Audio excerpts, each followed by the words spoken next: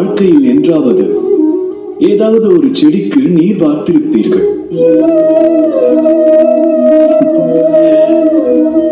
அச்சமயம் வினா எழவில்லையா? அத்தாவரத்தின் இலைகளுக்கும் மலர்களுக்கும் கிளைகளுக்கும் நாம் நீரை வார்ப்பதில்லையே, இருந்தும் அவைகளை எவ்வாறு நீர் அடைகின்றது? அப்படி இருக்க அவை எவ்வாறு ஜீவிக்கின்றன?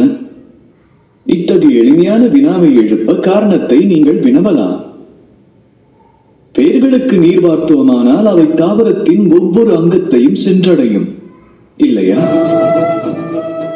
அதற்கு நிகராவதே நாம் செய்யும் கர்மாவாகும். நமது காதலானது சஞ்சலமின்றி தமது செயல்களை ஆற்றினால், சேவை செய்தால், ஏதாகினும் ஒரு மார்க்கத்தில் அச்செயலானது பரமாத்மாவை சென்றடையும். ஆத்மாவின் ஆழத்தில் காதல் இருந்தால் அது தன்னாலேயே மிளிரும். அவற்றின் பலனும் இரட்டிப்பாகும். இந்த தாவரத்தின் நிழலை போன்று.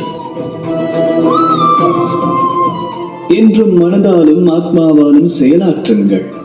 அவை இரண்டிலும் காதலை நிரப்புங்கள். பேரானந்தம் பெறுவீர்கள்.